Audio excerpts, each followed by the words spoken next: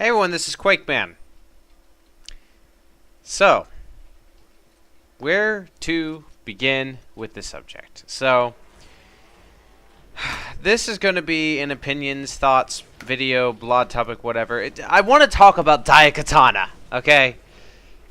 There's no other way I can really say it because I want to talk about it. Now, I tried to do a live stream of it a couple days ago. However, it was my fault for doing it at 9 in the morning. Barely anyone came, which is fine. My fault for doing so. But I'll have the playback if you guys want to see what I did for about an hour and 30 minutes of me trying to play the game. I also played a little bit further on my own after about maybe 2 to 3 hours at this point. And I want to talk about Daikatana because part of me wants to give this game a little bit more credit than just writing it off as being the shittiest game ever to exist. And the reason why I want to do that is because this is one of those development hell situations that I feel so bad for John Romero.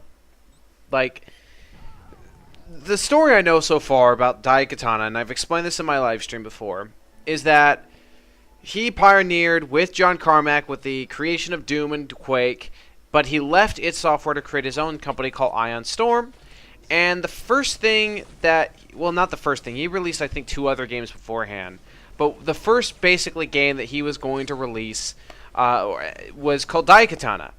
And the reason why the Daikatana seems to be so memorable to a lot of people growing up was because of his ad.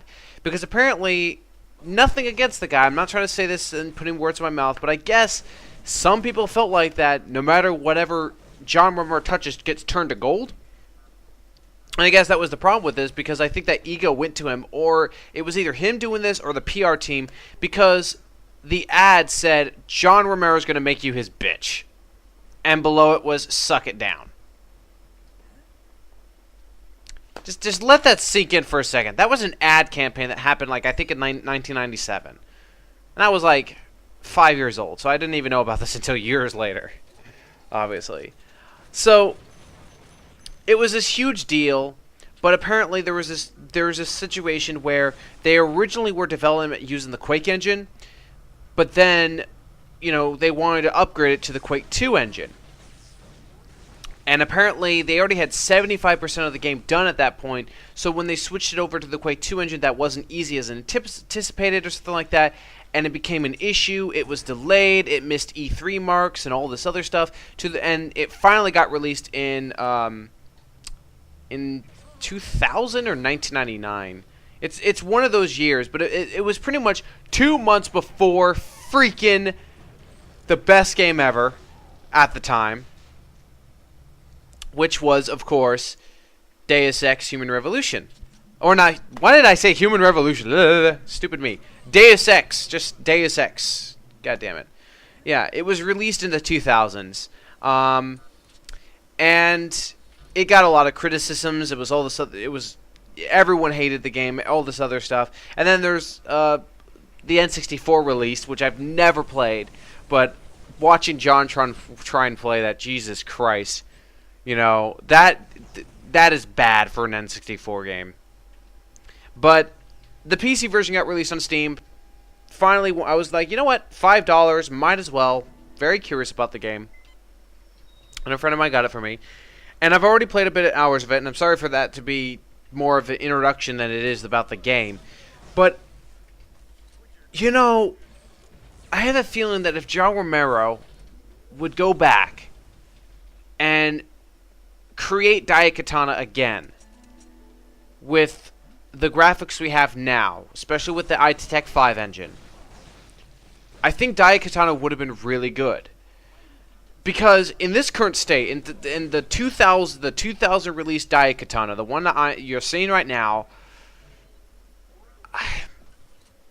it's not terrible, but oh, does it have flaws?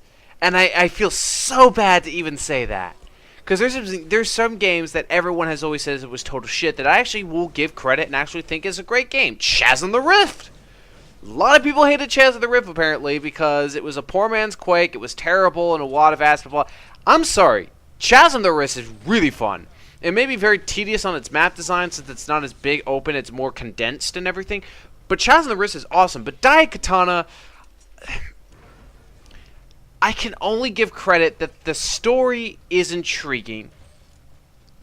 The whole idea of this Daikatana, this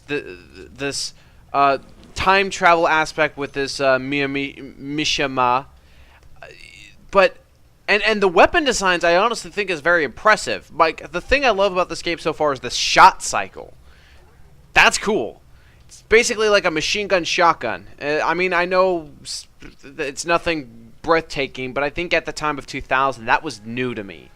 Yeah, to me that would be new. I haven't had access to all the weapons so far, but I've seen a lot of it, and it's really cool.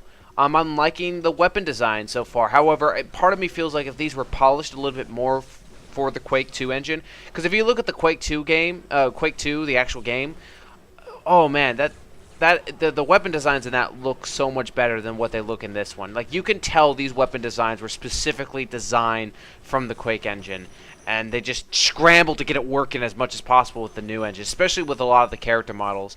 The AI is total shit, and especially when you're fighting against human players, like, you'll notice their movement is weird, especially how they just shoot at you and stuff. But the HUD design is really cool. Some of the designs they do in the layout of the maps are actually not that bad.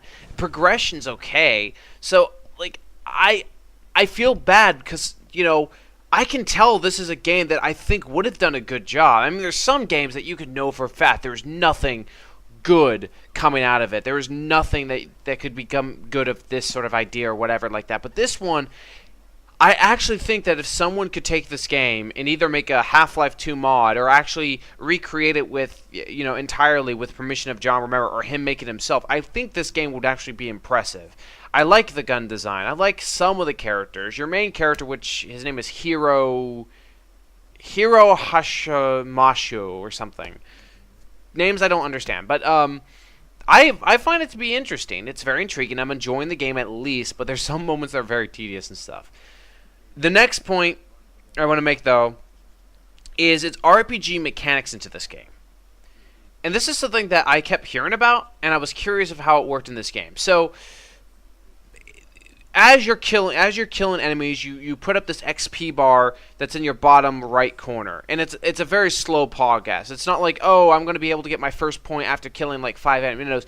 You pretty much have to go through the first 2 little sections of the level to even get a 1 rank up. You know, I'm on like, I think like episode 3 now or something, and I only have upgraded my character 3 times. Now, in the right corner, there's 5 options. You have attack, you have, power, you have attack, you have speed, you have aggro, and you have vitality.